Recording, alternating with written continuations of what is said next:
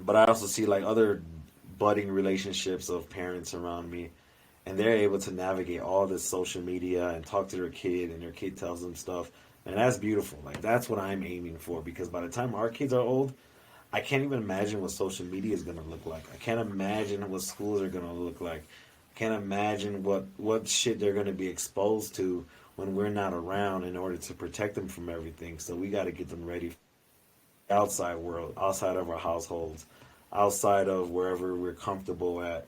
And I really think this is cool, because I know other parents are out there thinking the same thing. Mm-hmm. How do I support, protect my child in the modern day, in the modern ages? Because it's not, all that shit in the past is outdated. A lot of that shit there is, it doesn't really relate. I mean, it boils down to a lot of the same principles, but it looks different, man. It'll throw you for,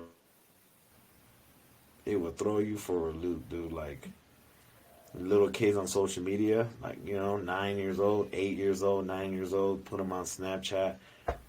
Think about like everything they can see on that. It I like on it, like I not even intentional, right? They just, it's just there. It's It's just, just there. It's just there. And like as soon as you look up one thing, it's in your algorithm.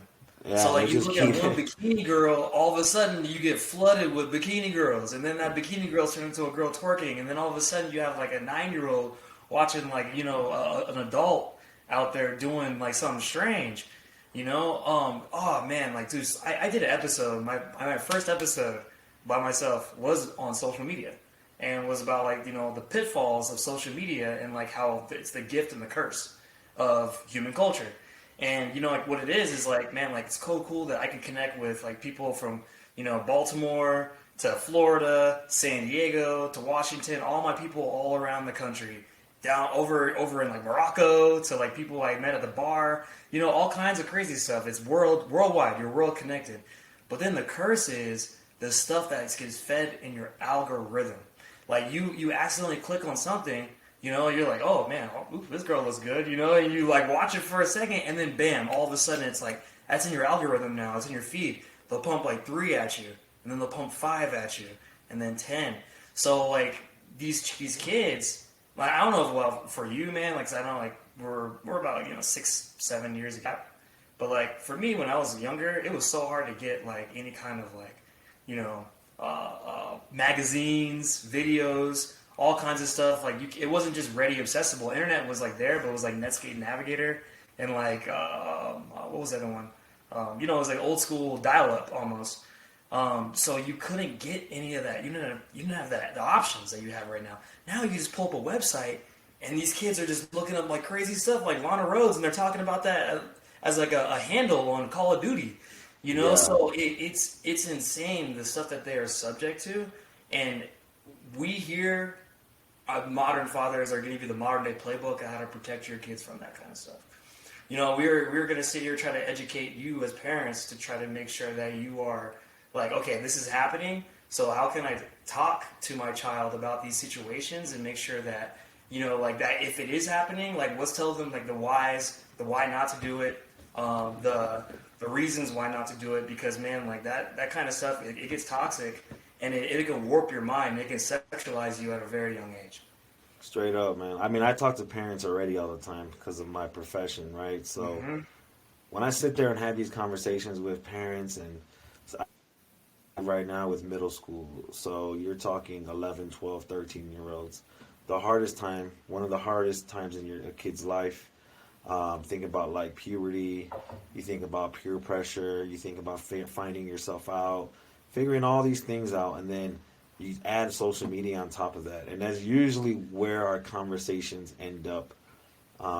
Parents asking me about, well, what should I do with social media? How is this Mm-hmm. impacting my kid? And I'm gonna be, it fucking sucks for preteen girls. I mean, girls have it really bad on social media, dude. Mm-hmm. Like everything is a competition. Yep. Everything is a competition. Who's the baddest girl? Would you date this girl? Who's prettier than this or this girl? This girl's a hoe. This girl is this. This girl's a thought. She did this. She did that. like, oh, this girl wants to throw hands with this girl, and it's terrible, dude. Like, I it is terrible. It's really sad to see like these preteen girls or young teenage girls just ripping each other down and like just being a victim to clout, right? Everything is for clout. Everything needs to be seen. Everything needs to be out and about. But like, I am not seeing the same type of animosity with as I do with girls. Yeah. The girls hold on to it. They run with the drama. They run with the rumors. And it's just terrible, man. Like, they're wasting so much time because there are, like you said, it's like a double-edged sword. There's so much cool things they can be doing on social media, but it's just so easy to fall into the negative because that's what gets all the views. That's what gets the likes. Right. That's what gets your clout up. You put some video of you fighting some girl, and or like now you're the prettiest, and woo, all this garbage that doesn't mean anything once you're an adult. But they don't see that, Yeah. right? Yeah. They're thinking in the moment. They're thinking about how am I going to be perceived by my peers at school. I gotta show I'm the baddest. I gotta be this. I gotta be that, and it can get very, very overwhelming. I mean, very overwhelming. Working in a school, if you're not ahead of social media or at least what they're using it for and who's on what, and you would be walking into drama every day. Every day. You got to know. I mean, I've found fight pages and baddest bitch pages and like little ass girls talking about they're the baddest bitch and they're like 11 and shit. Right. Like, this is crazy. Like, dude. And it's every day. It's every single day. It's just flooding their brains with garbage. But that is their life, dude. And I all the time, just adults in general. Like, oh, it's not a big deal. It's not a big deal. But you have to understand, as an adult, it's not a big deal to you. As that 11-year-old, that's their whole world. It's everything. It's everything. Everything. It's everything. Because you got to remember how you were back at that age, too. That shit was everything to you. Right? Think about, this is like when people used to vote for, like, you know, when you graduated 8th grade, most popular, most so-and-so. People took that shit serious. Yes. This is like 50 times more intrusive on your life. That was a one-time moment. This is Right. every single day you're being compared to something. Every day. And then you're seeing on Instagram and all this other shit, you're seeing all these celebrities, like Instagram celebrities, Instagram models, people posting all the time about like all these beautiful things in their life. But there's a backstory to all of that. Not everyone, it's not that pretty. For some folks, they definitely got it like that. 100%, they got it like that, and they work their ass off to get everything they have. But other people are just, you know, giving you glimpses of what they want you to see. And having that conversation with kids can be difficult because it's not concrete. They're not seeing the backstory. Exactly. They see all this guy with money and shit, he's flashing money, but you don't have money. He may have $10,000 cash, but that's all he got. Yep. He might have that band. That might be the same band he saw in 3 pictures ago, but you don't know that. You think it's a new 10 bands. You think it's an actual car, but it's a rental. Right. Or like you just ask, or like they ask somebody in the street to let them take a picture with their whip, and they're flaunting. Right. Like it is a evolving thing and something we're always keeping up with. And then like that ties into their mental health, Oh. right? And how they perceive themselves. You know, I forget how the quote goes, but like it's like something like, if you want to diminish your happiness, you know, like comparison will diminish your happiness. I know there's a specific quote, but basically like think about that. It's like all the time these kids are comparing themselves Right. to who they see on and because you can't compete with what you don't know you're going against. Exactly. And there's just, and it's an everyday thing. And then you look at our suicide rates for teenagers. You look at like self-injury for teenagers. Look at like the crime, bro. Like crime is crazy. And I'm like looking at like teenagers committing crime, not just crime in general. I'm talking the amount of teenagers I see who are committing crimes that they've practiced playing Right. Grand Theft Auto online. Yep. Bro, they practice that shit. They practice stick ups. There's a reason why they all get in the same cars. Mm-hmm. They all steal the same cars. They all doing this crazy shit, and it's not a video game. This is real life, bro. And these kids are like literally practicing on Grand Theft Auto, Sad. trying this shit out in real life. Right. Crazy, bro. I've had kids tell me that. I'm not making this up, man. Maybe this ain't everybody, but all I need is one kid to tell me that they use Grand Theft Auto to practice robbing motherfuckers, and then they go and do the same tactics to go rob somebody. Mm-hmm. Crazy, bro. I'm talking 13-year-olds, 14-year-olds. Just making irrational life decisions for like attention and clout. I heard. But you also got to remember, real quick, you got to remember that frontal lobe is not developed yet. Nah, it's true. So, It's they're true, not. it's true. They don't comprehend, just like we didn't. We didn't comprehend consequences Mm-hmm. when we were 14 years old, 13 years old. But the risks weren't the same. Right. Like you're about to allude to. Like the risks I feel like are way higher because they're exposed to shit and they're seeing all this craziness where, like I said in the last episode, like 12, 13-year-olds are doing shit that I did when I was 17. Yep. 16, 17. They're doing this shit at 11, 12 years old. And it's becoming more of a norm rather than an outlier.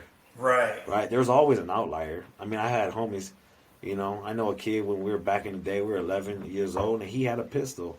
Right. He was the only one, though. I mean, it wasn't normal. He was literally the only kid in probably the whole neighborhood that was around with a pistol. Right. But he was the only one. Now I can go, and I just can see 5, 6 little shorties walking around with pistols. Right. Or taking pictures with pistols. Like, bro, that is nuts.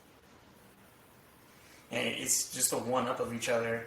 I forgot I was listening to, but they said this correct, and I was like, man, this is crazy. That attention is a new currency. And nowadays that social media has created a new kind of currency and a new kind of credit score. So like if you have a certain amount of followers, say for instance like you're in high school, you got 150 followers, right? It's way more than I have. I don't know, I have like 30, 40. Then your social credit score looks good, Yep. compared to somebody else. Now, when you start going into, like, you were talking about the young ladies, and how, like, the fights happen, they don't talk to each other in person. This is more of a, hey, she said something on a snap, and it got through everybody, and, like, it got to me, and, like, now we got beef, and all that stuff. The whole crazy thing about that is about young ladies compared to men, unless you're an athlete, a male athlete who's, like, pretty prominent, who's, like, on, like, NFHS, he's got highlights and stuff, he's on, the news because he's over there making catches and stuff. If you're not, like, a top-tier male athlete, your social media credit score is not going to be as good as a female's credit score. When a female's credit score, all she has to do is, like, look pretty, and then, like, filter up, because, like, that's what they use, a bunch of filters and stuff like that.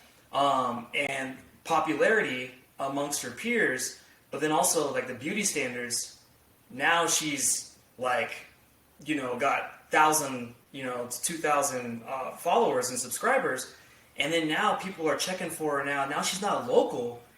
She's out in New York, people are looking at her. Out in Florida, people are looking at her. So that's why, like, I have my boy who's in his early 20s, and he just graduated from Utah.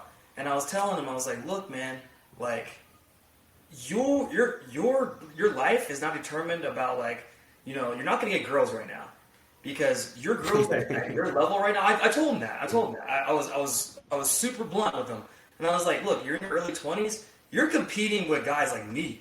You're competing with guys in their 30s, their 40s, guys like you who have jobs, standards, who can go on somebody's online, go on an app, DM, hey, I'll fly you out right now. Like, can you compete with that right now? No, definitely you can't. So that's why women, like young women, especially like in their 20s, Like, if they're in social media, they are getting likes from everywhere. If they post like something skimpy, they're getting likes from everywhere. So that's why I tell my boys, like, just dude, focus on yourself right now. You know, do your thing. Come out here and work your ass off. You go get your masters if you need to, but focus on yourself. And then in your 30s, that's when you'll start reaping the benefits of that. Because nowadays it's so much different than like when we grew up. You know, it's no more face to face contact.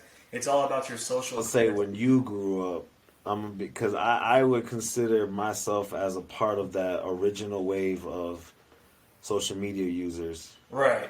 for sure. Because I was in middle school when I was on like Mi Gente and Hmm.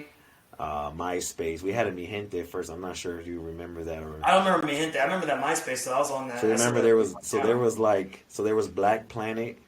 I remember There was that. Me, I yeah, remember right. that. So there was Black Planet, Zanga. You remember I that remember one? Zynga. Yeah, I remember Zynga. Right. So Hmm. I had a Mi Gente first, and I mean that's really where it started, dude. Like as a shorty, man, I remember we were messaging females all day. Like I was finding Hmm. all the girls from all the different schools that were in on the north side of Chicago, right where I was, and it would like we built our own community of little shorties. But I just don't remember it being negative as it is now. Yeah. Like it was truly like, and maybe because we just didn't know, right? And we just were like kind of going a flow with it. But dude, I remember being on Mi Gente when I was like, I don't know, 12 years old, maybe Hmm. 13. And then transitioning to MySpace. Hmm. And like, you remember they had like the top 10 friends? Oh And yeah. if you weren't, if one of you didn't have somebody on your top 10 friend or your little girlfriend at the time was your number one, bro, that used to be a right there, like over Uh some huh. dumb shit. So it's just funny to think about like how that started to where it's at right now. Hmm. Like I be totally lost. My kids be telling me like, "Oh yeah, I'm on a streak with this so and so on Snapchat." I'm like, "What the fuck does that mean, bro?" Like, Right. I'm like, "Man, y'all just messaging that much across the table or something? Like y'all just," and it's like a big deal for them. Like you said, it's just like building like credibility. Hmm. It is just to see where, like I said, but I would consider myself like, I'm 32 as a part of like that original group of middle school kids who hopped on the internet and we started our own shit. Like it was a little community. Like I said, it went from like Mi Gente to MySpace to Facebook, from Facebook to I don't know like Twitter, Instagram, all that fun stuff. But like it's beneficial for me to be in schools now Yeah. because I remember being that. I Yeah. was on that. I had a good following. I had a massive following on Facebook when I was younger. I had like thousands of friends on there. People I didn't even know. People, you know what I'm saying? Like just Right. a mixture of folks. And then my shit got hacked, and then I just never went back onto Facebook again. But I don't know, maybe like 2,500 followers from the Woo! time I Damn. was like a teenager, and I had the same account from years through until I lost it. I think I lost it at like the age of like 26. It was like Hmm. right around the time I moved out to Colorado. My shit got hacked and they took everything.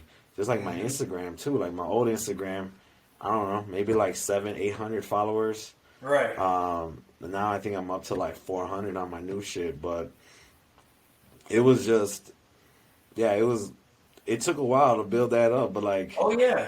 but I don't know. I just fell into that trap too. There's a bunch. I'm happy my shit got hacked. There's a bunch of shit on there that I wouldn't probably get fired for today if somebody pulled all that shit up. You know what I'm saying? Like I was reckless, bro. Like I'm still Right. reckless, and I'm like I'm a professional. I do my thing, but I also, I have my edge to me. I still my thug thizzle still. I be chilling. Um, Watch what you post. You yeah, know, watching what it I always post. stays on. It always stays on. Always, you know what I'm Internet's saying? forever. Internet's undefeated. I mean, I stand by everything I wrote back in the day. It is what it is. I was a kid. I was a teenager. I was reckless. Like I said, I'm still a little reckless. I don't put everything else that I want to put out there. Right? Sometimes I edit my tweets and be like, maybe I shouldn't say that today. Right. Um, but yeah, dude, like it's moral of the story is it has grown as at our age, I feel like we are a part of that original folks who were on social media. We know how it impacted us, um, and just being able to talk about it more and getting people to really understand how important it is to their kid. And It's another, very important. It's very. Are you a millennial?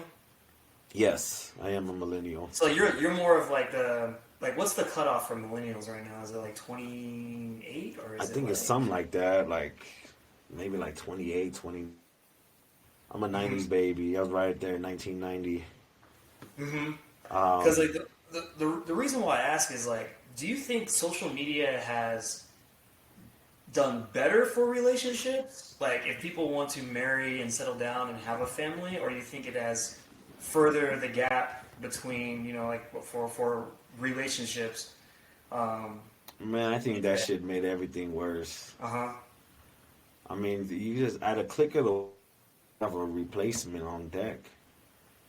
You know what I'm saying? Like dating right now is like you can get broken up with one day and then meet another person the next day who's totally different. Like just on internet. I mean, you can do all that shit in like 5 minutes, bro. And then they got all these dating websites and apps and swipes and Tinder, and you don't even gotta talk to nobody. Right. You ain't gotta talk to nobody. You just gotta swipe, swipe, swipe, swipe. Um, which is crazy. It's just, yeah, I don't know. I don't fucking know. Right. I'm not that. I couldn't. I'm not the expert at that because I met my wife in person. So it's Mm-hmm. not like we met through like a dating app or like we met via social media. Mm-hmm. But I tell you for sure, when I was a teenager, I definitely met girls through MySpace or me, like two or three girls that I knew when I was a shorty that I met specifically because I was on social media. Right. Like for sure. So if that was like that back in the day, I mean, right now it's on steroids. I mean, it is far more easier. Um, but like speaking of like like thinking of older people on social media, you know what pisses me off? What was that? Oh my God, This, love will hear this with you. this is what I'm gonna switch gears real quick. This is irritating me. Is when parents record their kids' tantrums.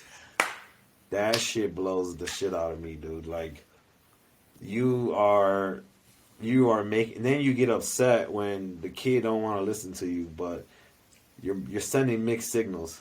Mm-hmm. Like that is terrible. I don't understand why parents do that. Like for you're embarrassing your kid a little bit. Yes. Really small, they may not know what's going on. A lot of these kids are really intelligent though. The ones that they are recording, they're already 3, 4 years old. They're Mm-hmm. playing into it, bro. They're playing into that tantrum. They're making this shit even worse. And then you're sitting there recording them instead of addressing the issue so the tantrum can stop. You want to sit there, record, and be like, oh yeah, look at my kid crying over some bullshit. And I'm just going to record instead of just dealing with it and moving on. I'm gonna embarrass my kid, put him on camera, or this kid's gonna see the camera, know what it is because he's had a tablet or she's had a tablet in their hand Yep. their whole lives, so they know what videos and shit. They know what that looks like, Yep. and they're gonna play into it. Yep. I don't understand why they do that. Like, why would you want to do that? Why would you want to put your kid out on Front Street like that, or It's make yourself embarrassing. look? It's embarrassing, Yeah. bro. Like, stupid. Like, why would you? That's not cute. It's I don't want not. to hear a crying ass kid on Instagram. I don't want to see no Snapchat or not Snap TikTok video of your kid crying and then you start yelling at them. Like, bro, you're the one in the wrong. That's a kid, Right. and you're putting a camera in their face when there could be something really wrong, or you set them up to get upset, and and then now you're going to record them for likes. Right. It's not. It's for me. It's not like taking over the situation. Like you're supposed to be the parent, so you're supposed to be coaching your son or daughter through that time and trying to address the situation. And just say, hey, like let me figure out what's wrong. So then now next time when this happens again, you're going to be better off. You're going to be more prepared for this situation because we know what's happening. So now let's build some coping skills so then that you can be better off when it happens next time. Parents who do that are normally also the ones that put their like relationship drama also in social media. They live their lives vicariously through that. For me, it's disgusting. It's dehumanizing your child to a point. It's like, oh, look at this, like, little dog, running around here throwing this, little tantrum right now. And to me, that kid is going to see that eventually. He's going to grow up. He's going to see that. He's going to be looking at his mom's feet or dad or whoever did that. And he's going to see that and be like, this is what my parents think of me? Like, you know what I mean? And they might not know how to verbalize it. They might not know how to say it, but they feel it. They know, they think it.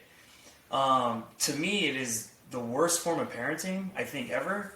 And I think a lot of people need to just keep social media to like, hey, like post your food, post your vacation trip, post the good stuff. That's not like, like you said, like renting a car and stuff. But don't post your family drama. Don't post the stuff that's going on with you and your sister. Don't post what's going on, my kid threw food all over the wall. See this, and this is how I'm punishing him. Like I've seen one of them where this kid, like I guess, like said something to his teacher, and then they went home and like cut her hair. She got her hair cut off because what she said to her teacher. And I'm like, you just totally made this kid look so bad to millions, and she got millions of views on this. So now millions of people know like why she got her hair cut. And it's just totally made her look so demeaning, so small. Like you're nothing. Like I'm gonna do this. It's almost like a public flogging. And the worst, like Game of Thrones, like the shame, shame, making you walk through the streets, and throw cabbage at you and stuff.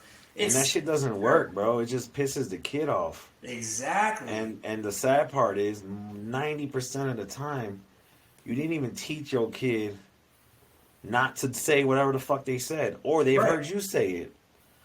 Like that's like I swear a lot, and it's something I'm gonna have to work on once my baby's around. Mm-hmm. But if I hear my baby say something that I've said in front of her, on me, like you know what I'm saying? I'm not gonna go up like, hey man, I'm not gonna go flick her or shave her head or you know what I'm saying? Like I seen people like flick their baby and she's like, yo, what the fuck are you doing, bro? Like that's a kid, that's a baby. Right. Like baby doesn't know better.